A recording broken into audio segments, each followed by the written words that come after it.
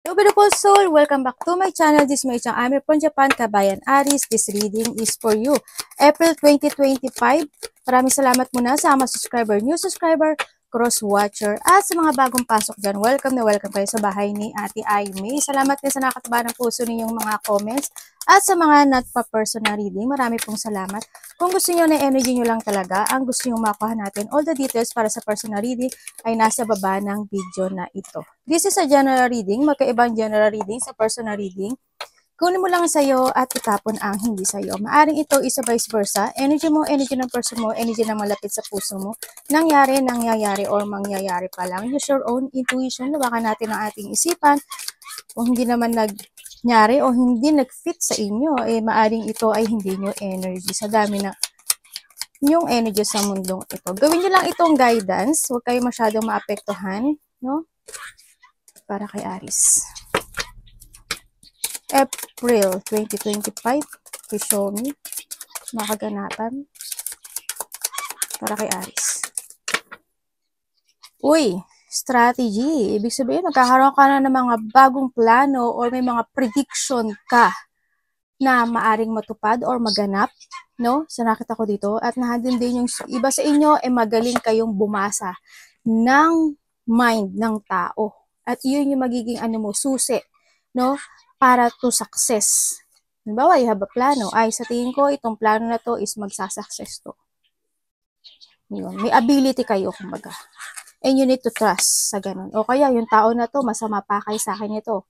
Kaya kailangan mag-trust kayo sa intuition nyo. Apple. Naku po, temptation will test you. Nako, nag-ingat ka, no? At mo sa ahas, di ba? Ibig sabihin, may tao na mabulaklak ang kanyang mga sasabihin sa iyo, no? At baka ikaw kumagat sa kanyang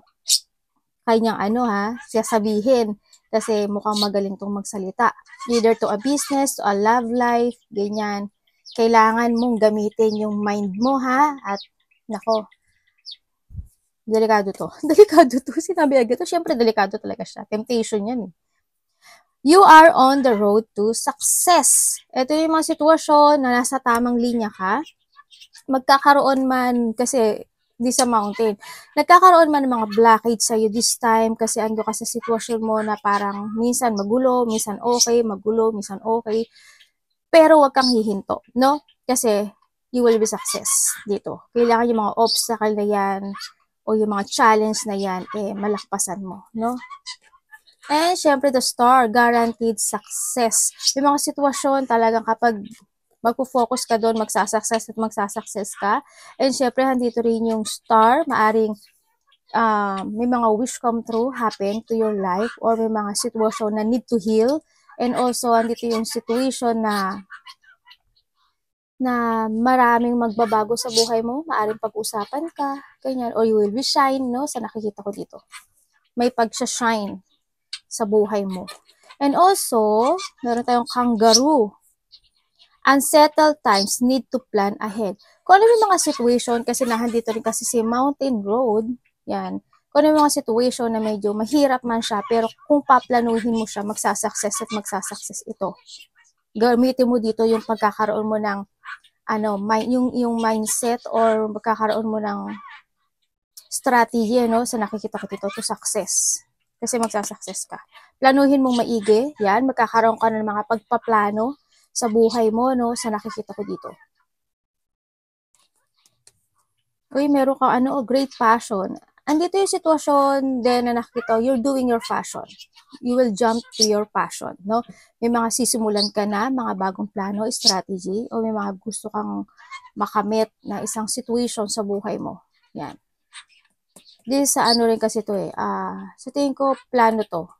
Plano na uumpisahan mo sa pagbabago ng buhay mo. Ito. Sa nakikita ko, ha, dito. Tabi natin siya kay star. Spiritual guidance, protection from harm.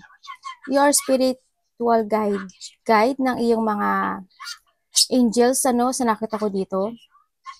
And nandito kasi si lightning, nandito si Kandila. Ibig sabihin is, iPad natin. Ibig sabihin, magkakaroon ng mga spiritual awakening sa'yo or magkakaroon na ng enlightenment sa mga gusto mong gawin na plano o sa mga gusto mong tahakin, no? Sa nakikita ko dito. Andito ka sa sitwasyon mo na with the tulip kasi, kung titiraw mo siya parang hindi pa siya nakabuka, di ba? Parang hindi yung situation na uumpisahan mo siya. Ganon, sa nakikita ko dito. Kung saan man yan, tama yung tinatahak mo, no? Tuloy mo lang yan. Basta mag-trust ka lang sa intuition mo. Yes, may mga good news ako na nakita sa iyo. Handito yung iyong lakas ng loob. May mga miracle happen. May mga surprise na biglang magkakaroon ng mga surprise kasi. Siguro may marireceive kang good news, surprise, o gift man yan, kung ano man yan. May mga sitwasyon na maaring malalakpasan mo talaga kasi nandito rin si Star. Yan, may mga sitwasyon magiging okay or magiging stable na. May mga sitwasyon din na magkakaroon ng acceptance. Siguro it comes to yourself, di ba? May mga bagay na i-accept mo na, may mga bagay na na magkakaroon na ng harmony or pagkakaisa. Pero mag-ingat ka pa rin when it comes to accident kasi there's an injury or may mga danger pa rin ako nakikita sa'yo na maaring may mga mali na maganap ka or may mga maling sitwasyon ka na tahakin. Mag-ingat ka kasi nandito rin kasi itong temptation will test you. Ibig sabihin, either this is for your love life or sa mga tatahakin mong plano. Kaya ang sinasabi ko nga sa'yo, you need to trust your intuition at magkaroon ka ng strategy at tamang pagpaplano, ha? Ang sinasabi ko dito. And then also, ikaw or malapit sa puso mo, maaring may mga dumadapa, masugatan, maaksidente, wag naman po sana. Siyempre, di ba? Or sa mga tao na nasa paligid mo na itetest ka ng taas kung maa-attract ka doon o maaakit ka kasi may mga tuksong darating sa buhay mo. Kaya mag-ingat ka pa rin, no? Kung saan mang aspeto ng buhay mo yan. Kung ano man ang magiging plano mo, sa nakikita ko to, you are guided ng iyong angels. Tingnan natin ang energy ni Aries this April. Energy ni Aries, April.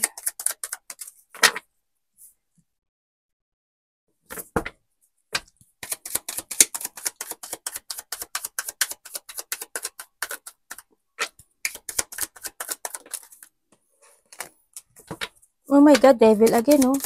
And dito yan, eto rin yan. Eto rin yan. Si Ahas. Yan. Okay. Okay, so nakita ko sa'yo dito, ang energy mo is magkakaroon na ng calm situation sa buhay mo. Halimbawa, kung may pinagdadaanan ka na isang sitwasyon na nagkakaroon ka ng pag-aalala, worrying, anxiety, stress, depression, mga ganong situation, maaring magkakaroon ka na ng calm situation kasi magkakaroon ng mga pagbabago sa buhay mo, no? Dito, magkakaroon ng new beginning into your life sa nakita ko dito. Kumbaga, if merong mga time o in the past na naganap sa'yo na stagnant ka o hindi ka nakawala doon sa bagay na yun, ngayon is you are going toward to a calmness. Kumbaga, babalik na yung iyong lakas ng loob, magkakaroon na ng peacefulness or hindi na yung situation na magkakaroon na ng katahimikan o bagong simula ng iyong buhay this time sa nakikita ko dito. Yung mga hirap na pinagdadaanan mo, magtatapos na. Congratulations. Congratulations, no? Pero, nakikita ko pa rin dito, syempre, hindi agad-agad yun na na lahat ng hinihiling mo makakamit mo this time. Pero, kahit pa paano, magkakaroon siya ng development, no? Doon sa bagay na yun. Halimbawa, Halimbawa sa health issue mo, ganyan. Halimbawa sa health issue mo, halimbawa lang may health issue ka. Nandiyan yung sitwasyon na magkakaroon ka ng development, pero kinakailangan pa rin yun na i-maintain at kailangan pa rin uminom ng gamot syempre at magpa-check up, diba? Para magkaroon ng clarity. Pero there's a hope, kumbaga, may hope na magkakaroon ng katahimikan or magkakaroon na ng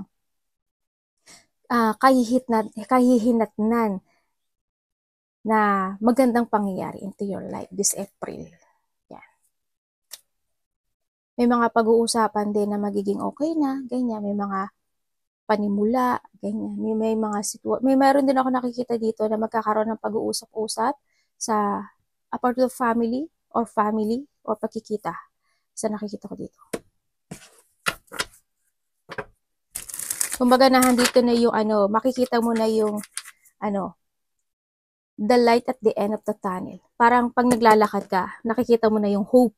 Makakaramdam ka na ng hope. Wow, ito na to. Ganon. May mga ganon na. May mga development na. No? At nakakita ko naman sa iba sa inyo, kung hindi pa man siya nangyayari, you need to be patient lang kasi nagkakaroon siya ng progressing kasi ngayon no? Pero you need to give an effort and hard work dun sa bagay na yun at mag-focus and dedicate ka dun sa bagay na yun. Kasi nakikita ko yung liwanag at saka nakikita ko yung happiness. Kung tingnan mo natin si Ten of Cups, diba? Ibig sabihin, there's a hope na magaganap o mangyari into your life. Tingnan natin ang parating kay Aries.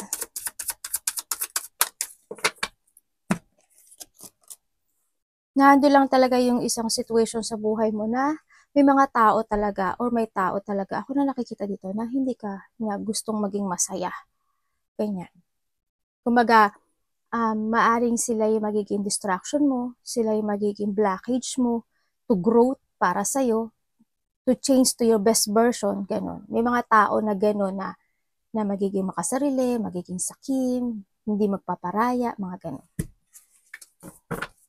Diba dito siguro may mga pinagdadaanan kayo when it comes to a justice. Or handito yung mga situation na magkakaroon na sa'yo ng clarity sa mga bagay-bagay o sitwasyon na gusto mong tahakin this time. Ganyan. Nandito na yung mga pagkukorek ng mga naging mali or mga a-actionan mo na this time sa nakikita ko dito. Parating is the death.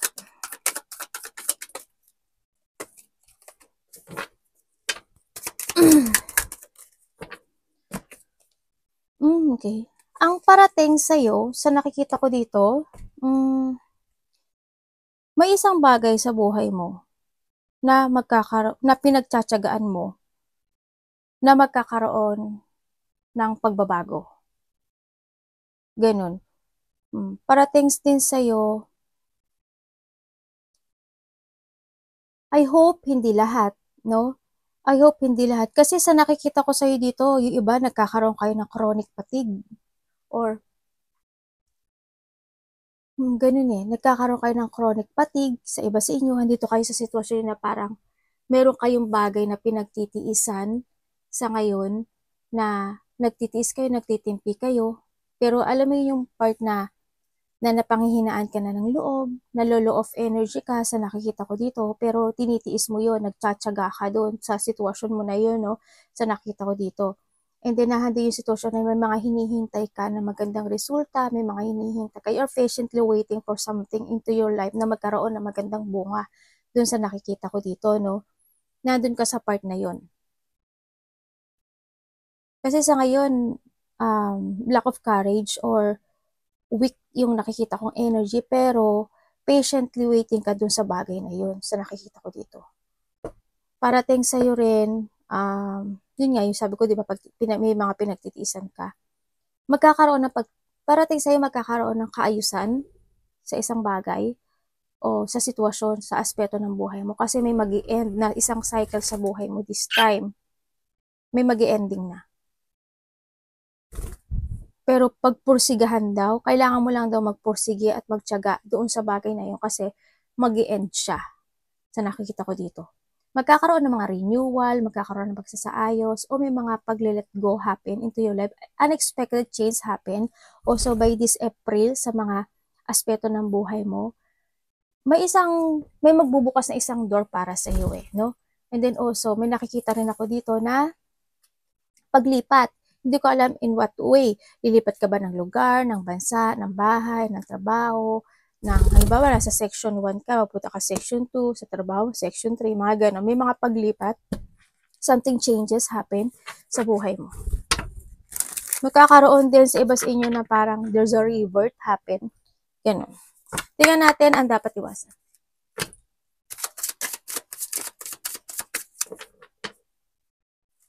May tao dito matigas ang ulo, no? Sana hindi ikaw yung matigas ang ulo. No. May tao nakita matigas ulo dito. dapat iwasan ni Aries.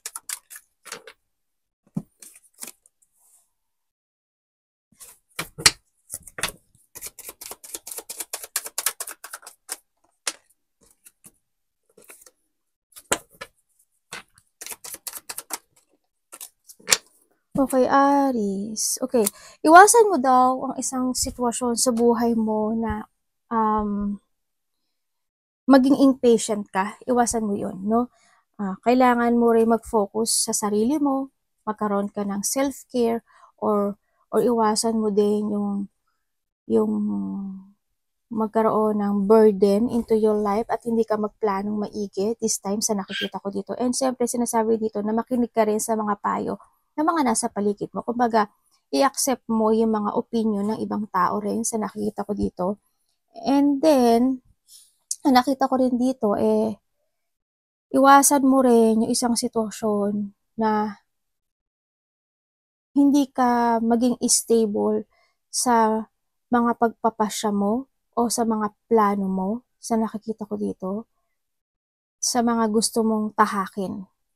Ganun.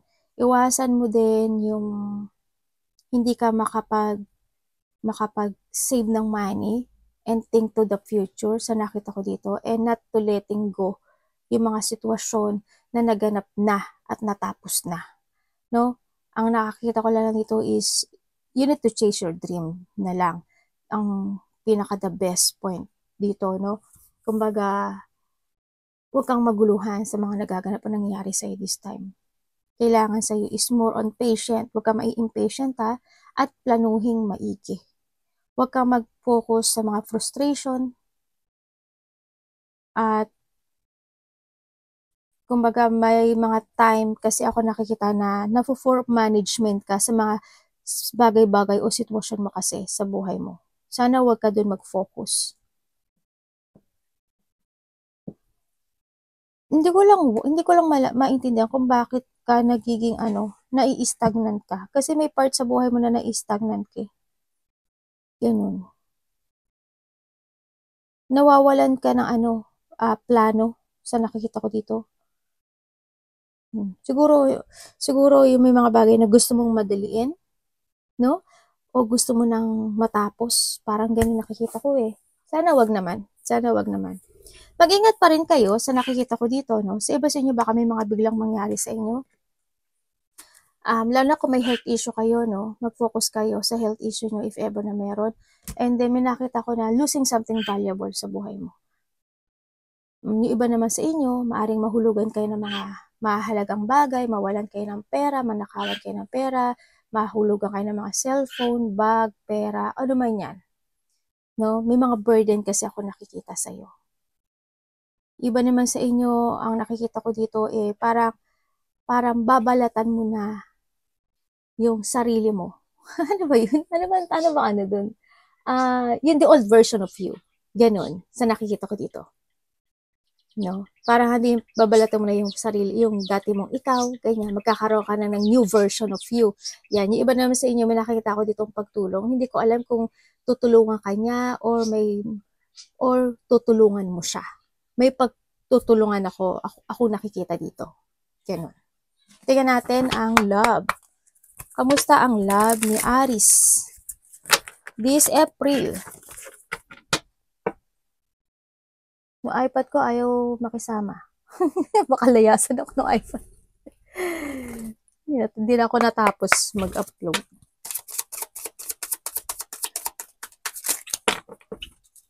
Tinatamad kasi ako sa pasakon mag-upload. Di ba? Minsan may pagkatamad talaga ako. Tingnan natin, love ni Aries this April.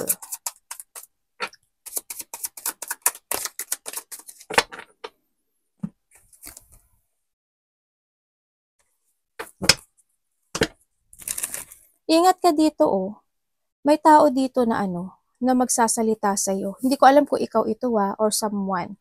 May tao dito magsasalita sa iyo na gusto ka niya, mahal ka niya, gusto niya ikaw yung makasama niya or makarelasyon niya, pero hindi ko nakikita yung pure niyang yung pure niyang heart dito. Kasi it's more on darkness. Itong nakikita ko dito. Sana, pero hindi ko naman sinasabi na kayo yan. Guide lang yan, ha? Tingnan natin ang love mo. April.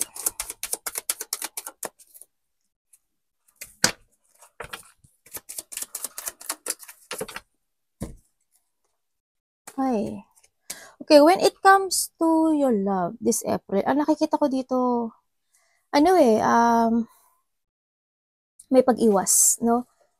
Ganon. So, iba sa inyo siguro, nag-iisa kayo. Ganyan, sa nakikita ko dito.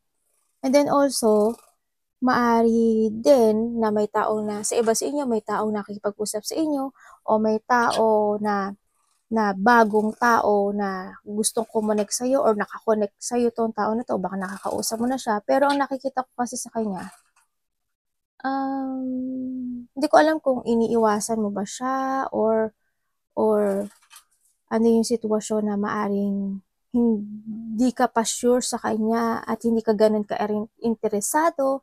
Kinakausap mo siya pero not too interested when it comes sa kanya. Kasi siguro, getting to know each other kayong dalawa nitong tao na to, no? Sa nakito. Kaya handun din siguro yung pagmamatsyag mo sa nakikita ko dito. At kailangan mo talagang matsyagan, no? Sa nakita ko to. And also, sa iba sa inyo, kung wala naman kayong love life, may tao dito na may konting interest when it comes sa'yo. Sa nakikita ko dito. At gusto kanya makilala at gusto niyang malaman kung sino ka. Ganyan. Sa nakita ko dito. Yun. Pero ang nakikita ko dito sa tao na to, kung this is a new person, kasi sa nakita ko to new person siya. Kung may mga nakilala kayong new person sa buhay nyo, itong tao na to, medyo, sala sa init, sala sa lamig. Alam mo yun? May attitude to. As in, ay, ano ba yung anak? Basa lang? Betsa wa, anata. Nanta ko le. Sala sa init, sala sa lamig to. Sa tingin ko, medyo mahihirapan ka sa kanya. Pero you need to trust your intuition. Wag ka naman mag-ano sa akin. Guide ko lang to, ha.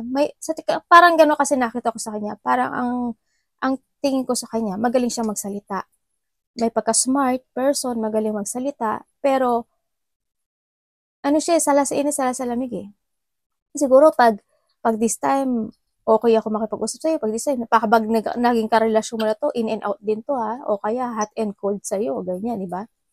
You need to kailangan mo talagang getting to know kayo muna, ha. Huwag ka muna agad mag-move para dito sa nakikita ko dito. Pero nasa sayo pa rin yan sa nakikita ko dito.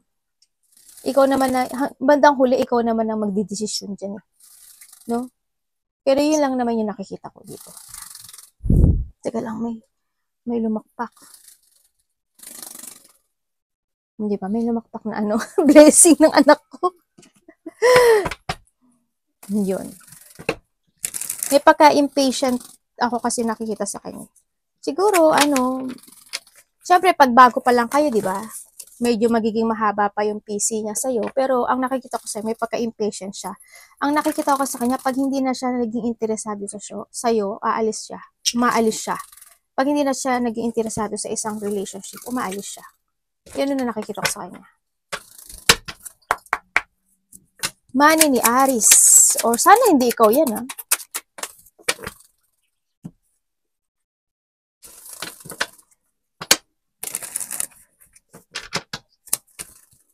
Money ni Aries.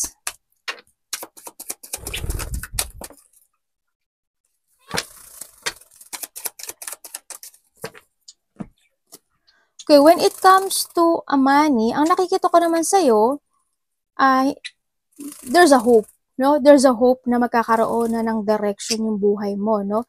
Ang nakikita ko to buhay mo eh. Yung kaperahan mo, kumbaga, magtatapos na yung mga paghihirap mo na nararamdaman when it comes to your money. Kasi this a strong energy, itong nakikita ko dito. May mga magtatapos na mga bagay. Halimbawa, may binabayaran ka, di ba? Maaaring magtatapos na yun. Makakaraos ka na sa isang babayarin mo. Ganyan, sa nakita ko dito.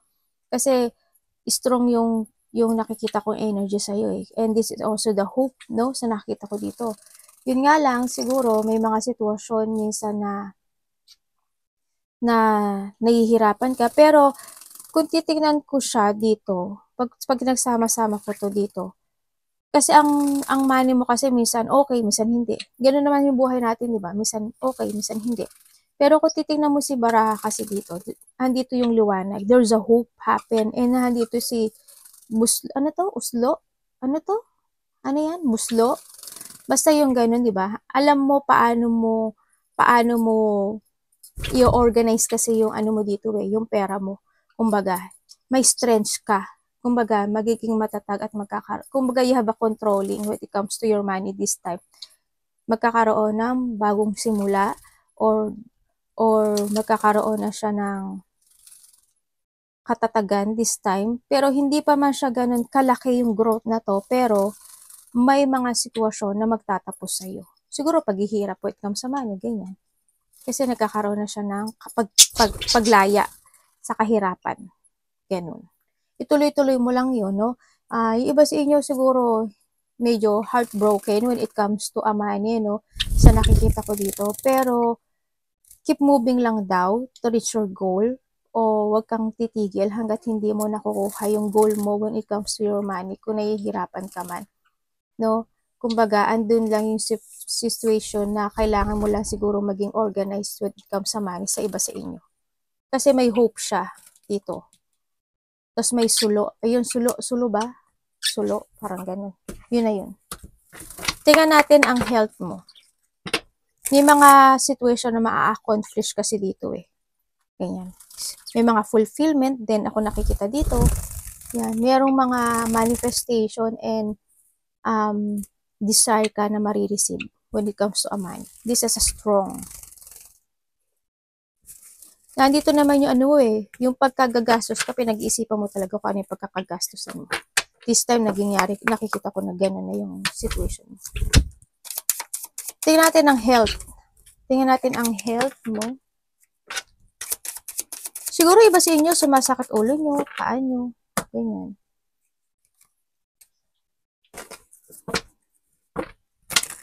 Or may taong may sakit.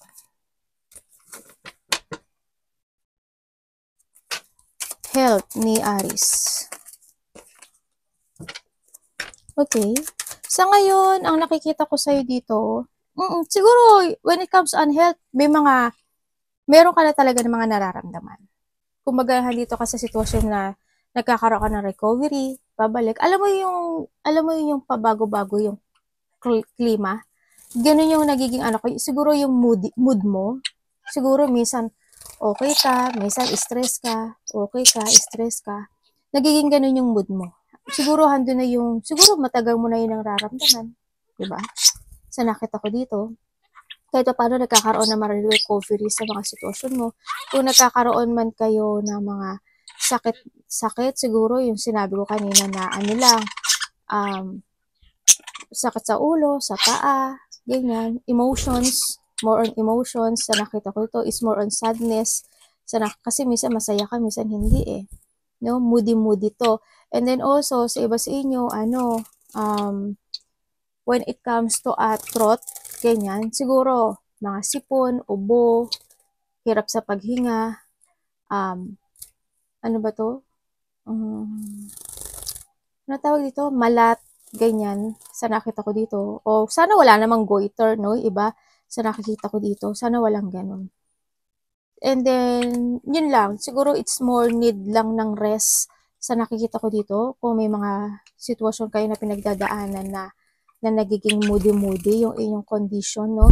Ganun lang nakikita ko sa'yo. Moody type.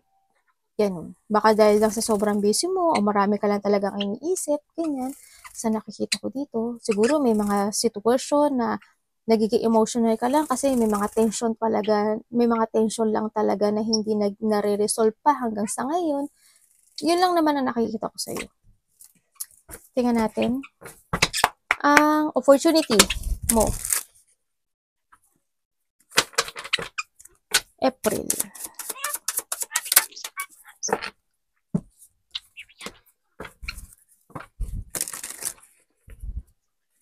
Opportunity mo, ganda.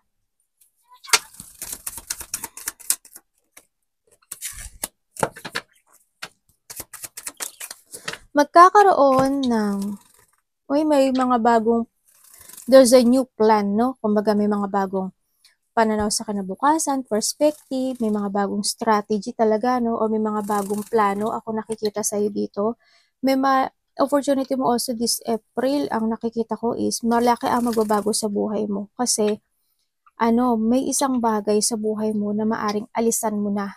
Or, you are going toward for a new direction sa nakikita ko dito mga panimula. Halimbawa, maglilipat ka ng trabaho mo, o kaya section 1 going to section 2, section 3, o kaya there's a new beginning happen into your life. No, may mga pag-aabandon na sa nakikita ko dito. And then also, a big changes happen also by April. Siguro mas more ka magiging very creative this time. And then magkakaroon sa'yo ng changes din ako nakikita Lalo na when it comes din sa money, may changes din. So, iba sa inyo siguro, opportunity is you try to balance yung isang sitwasyon mo sa buhay mo dahil magsisimula ka na. May isang bagay na sisimulan ka. Ganon. So, nakita ko, mas more, also opportunity din this April is mas more ka magiging idealism sa mga pagbabago na magaganap o mangyayari sa buhay mo. And then may mga peaceful ako nakikita. Siguro mas more ka magiging peaceful of mind this time sa nakikita ko dito. And then it's more on revert at may magkakaroon ka, may inspire ka sa isang bagay o sitwasyon mo na sisimulan o sa bagong mangyayari sa buhay mo this time. There's an inspiration happen into your life.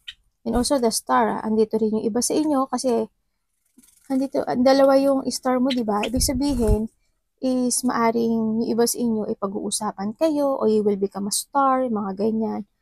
Or you will become apple of the eye ng mga tao, mga ganyan. Or ng mga nasa paligid mo.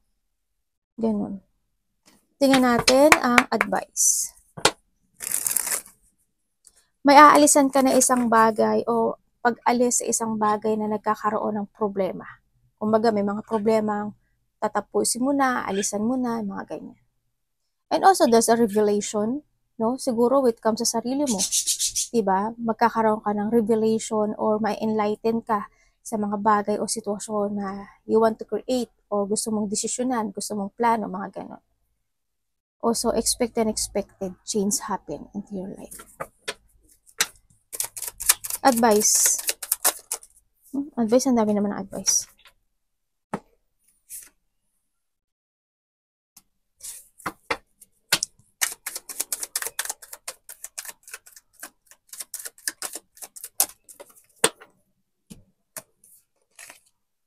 Okay.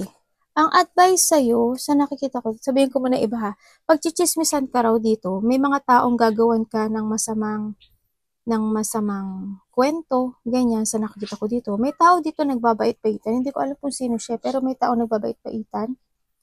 Siguro, a family member or karelasyon, kapatid, ganyan, o baka naman ikaw, di ba? Andito yung may tao na i-judge ka sa nakikita ko dito. May tao dito na magiging masungit, tao magsisinungaling, or may tao dito na may taong mangliling lang o mandaraya. Mag-ingat ka pa rin. Guide lang ako ha. And then, may nakikita ko dito na may mga point na maaring hindi ka makinig sa sasabihin ng iba. Yun ang nakita ko. Halimbawa, yung nanay mo o tatay mo o kapatid mo, sino man siya, kung sino nasa paligid mo, pinayuhan ka niya, maaaring hindi ka makinig sa kanya. Sa nakikita ko dito. Iba sa inyo may sikreto. May mga hindi kayo sinasabi, no, sa nakita ko dito. May mga secret ako nakikita dito. I hope wala kasi may tao dito na nag-iisip na ng kabiguan para sa'yo.